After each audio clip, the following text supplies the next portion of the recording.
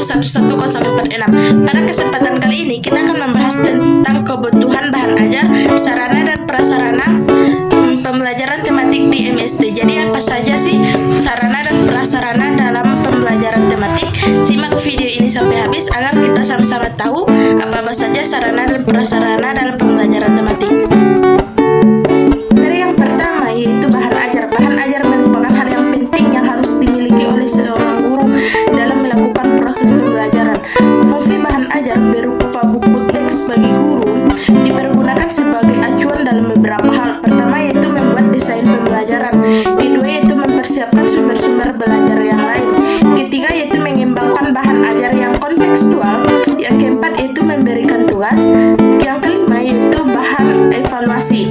Bahan ajar yang dikembangkan hendaknya mengaitkan kompetensi inti dan kompetensi dasar sebagai prinsip relevansi. Materi yang kedua yaitu implikasi terhadap pengaturan tempat duduk. Pengaturan tempat duduk merupakan hal yang penting yang harus diketahui oleh seorang guru. Hal ini berguna untuk membuat pembelajaran menyenangkan dan membuat siswa tidak bosan terhadap materi yang akan diajarkan oleh guru. Terdapat beberapa aturan dalam tempat duduk siswa. Pertama yaitu ruang atau tempat duduk harus disesuaikan dengan tema yang sedang dilaksanakan. Maksudnya, jika siswa sedang melaksanakan diskusi ataupun kelompok, maka tempat duduk juga harus dibuat secara berkelompok pula. Yang kedua yaitu jika ada siswa yang memiliki kekurangan dalam penglihatan, maka letakkan di depan, bangku di depan. Yang ketiga yaitu tempat duduk siswa disusun secara rapi dan sejajar. Yang keempat, peserta didik tidak selalu duduk di atas kursinya masing-masing, kan tetapi bisa duduk di tikar ataupun di karpet yang telah disediakan oleh guru. Yang ketiga yaitu implikasi terhadap bentuk kegiatan. Agar proses pembelajaran berjalan dengan efektif dan tidak menjenuhkan, maka perlu dilakukan variasi pembelajaran yang berkaitan dengan gaya mengajar guru atau style guru dalam mengajar. Penggunaan alat dan media pembelajaran dan pola interaksi pembelajaran. Guru juga perlu menggunakan berbagai kegiatan dalam pembelajaran, misalkan percobaan, bermain peran, tanya jawab, demonstrasi, dan hal sebagainya. Dari yang keempat itu implikasi terhadap pemberian respon atau penguatan. Pemberian respon perlu dilakukan untuk memberikan respon terhadap perilaku atau perbuatan siswa yang dianggap positif agar perilaku tersebut terulang kembali dan meningkat.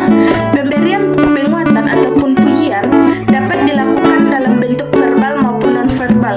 Penguatan dalam bentuk verbal dapat berupa kata-kata pujian, dukungan, dan dorongan.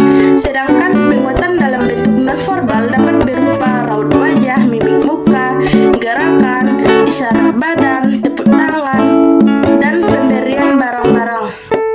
Yaitu sarana, prasarana, sumber belajar, dan media pembelajaran. Pertama yaitu sarana. Sarana merupakan alat yang bergerak dan umum dipakai secara langsung, misalnya buku, pulpen, pena, papan tulis, dan hal sebagainya. Sedangkan prasarana merupakan alat penunjang proses pembelajaran. Contohnya itu gedung, perpustakaan, ruang kelas, dan hal lainnya. Yang ketiga yaitu ada sumber belajar. Sumber belajar merupakan segala bentuk sumber, baik itu berupa data maupun orang, benda yang dapat digunakan untuk memberikan fasilitas ataupun kemudahan belajar, baik itu bagi guru maupun bagi siswa.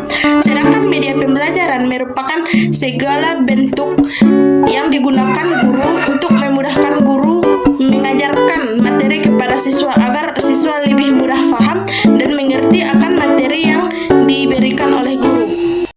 Sekian video pembahasan kita pada kesempatan kali ini tentang kebutuhan bahan ajar dan sarana prasarana pembelajaran tematik di MSD. Semoga video ini bermanfaat dan menambah pengetahuan teman-teman semua. Saya Fitri Handayani, terima kasih. Assalamualaikum warahmatullahi wabarakatuh.